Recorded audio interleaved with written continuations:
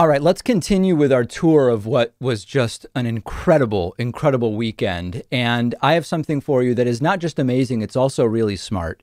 South Carolina Republican Senator Lindsey Graham. We don't like Lindsey. He has a serious challenger this year.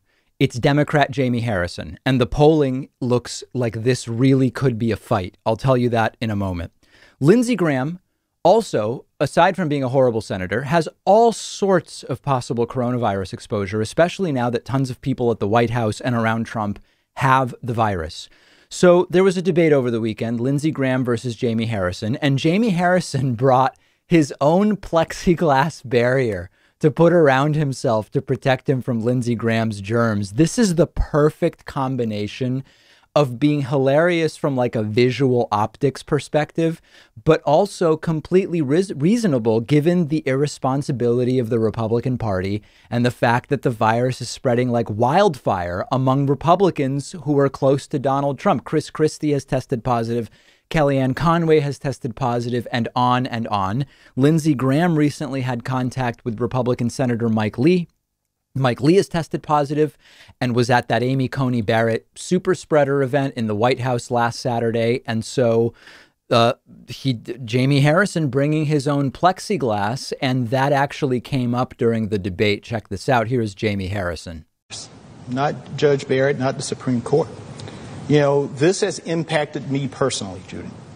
My grandaunt Gladys passed away this July in a nursing home by herself. That is the story that so many Americans are experiencing right now. And part of why we're experiencing, no, we're not going to blame the president. We shouldn't blame the president. We shouldn't blame anybody for the inception of this disease. But where blame should come is how we handle this disease, whether or not we take it seriously.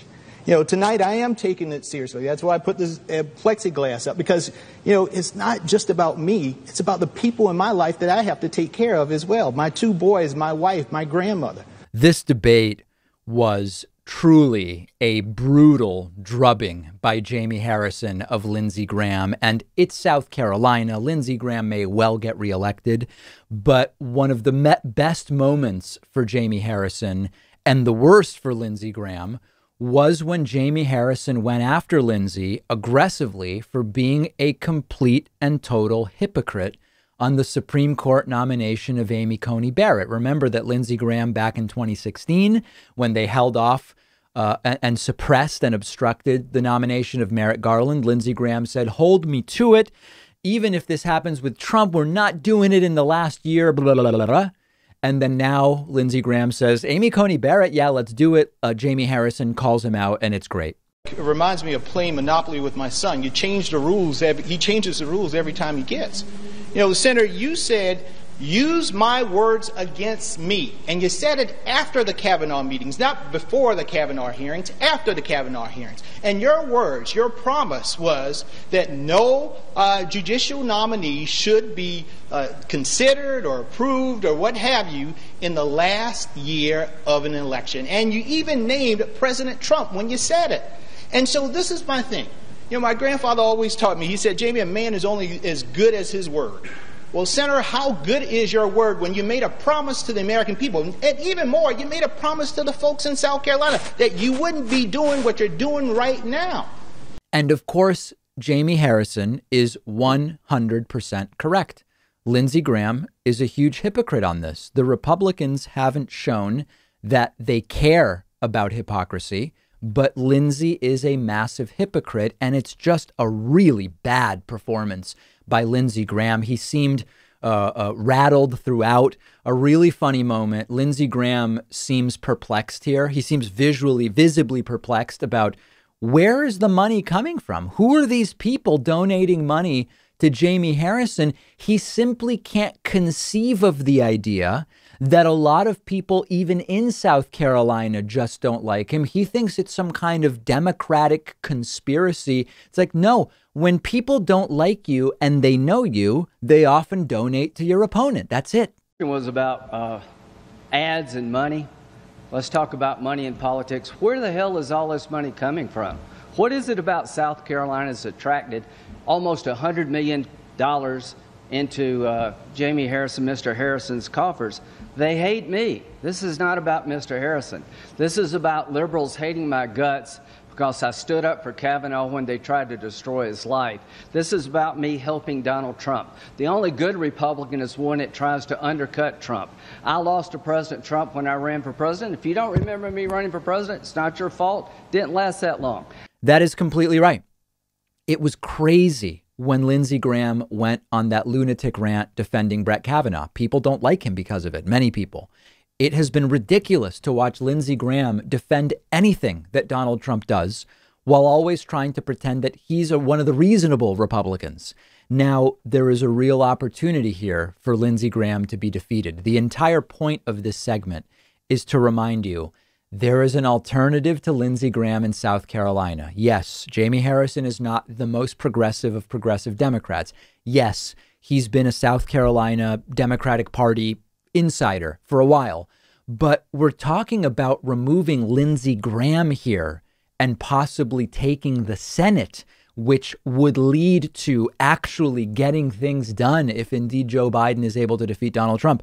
The latest polls out of South Carolina, you will notice we have polls from the last 6-7 months, even more up on the screen. You'll notice this was not a close race early in the year.